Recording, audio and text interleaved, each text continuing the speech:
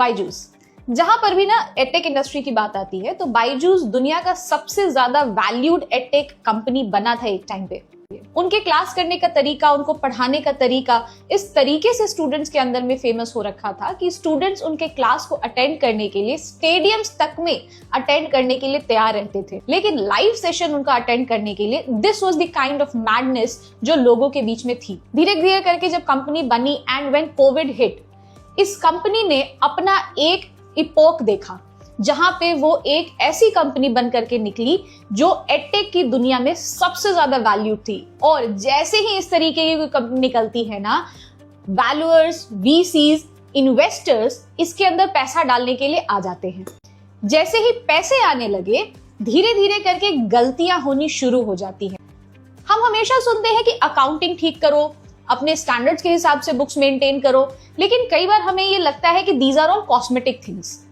लेकिन इसी अकाउंटिंग के प्रॉपर रिकॉर्डिंग्स ना होने की वजह से, रेवेन्यू को प्रॉपरली रिकॉग्नाइज ना करने की वजह से ये पूरा का पूरा फेनोमेना जो बायजूस के नाम से चल रहा था, वो कि आज के डेट में एक मिनिस्ट्रियल एक्टिविटी के नाम पर जाना जा रहा है। सुप्रीम कोर्ट ने भी इसके बारे में कुछ बातें कही हैं।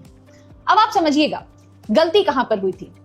हमने कहा कि जब भी हमारा कोई ऐसा सर्विस है which is going to take more than 1 year of time, हमारे लिए उस सर्विस का रेवेन्यू तब रिकॉग्नाइज होता है जब सर्विस रेंडर हो जाती है, ना कि तब जब पैसे मिल जाते हैं। ये बायजूस के अंदर सबसे बड़ी गलती हुई। उन्होंने रेवेन्यू रिकॉग्नाइज कर दिया पहले ही साल में जब पैसे मिल गए, rather than bifurcating it in 3 year period जिसके लिए वो कोर्स बिक रहा था। दूसरी बहुत बड़ी गलती, चलिए हमने मान लिया कि रेवेन्यू उन्होंने रिकॉग्नाइज नहीं किया था properly, but when it was highlighted by the auditors it should have been rectified.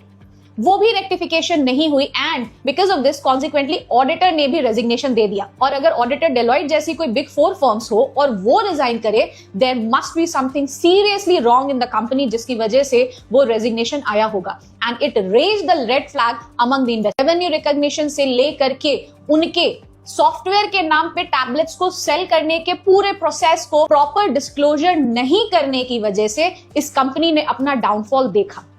आज भी ये केसेस चल रहे हैं। We are still awaiting for the final closure of the cases.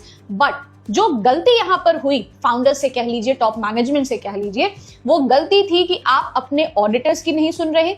आपने जो अकाउंटिंग स्टैंडर्ड्स सेट हैं by the international accounting bodies, आप उसको कंप्लाई नहीं कर रहे, then there are going to be huge chances that the reporting is not going to be correct. We will keep on coming with such stories जिससे आप अपने startup को, अपने बिजनेस को थोड़ा बेहतर तरीके से चला सके, डिस्क्लोज कर सके। So keep following Vidyashray for more such stuffs.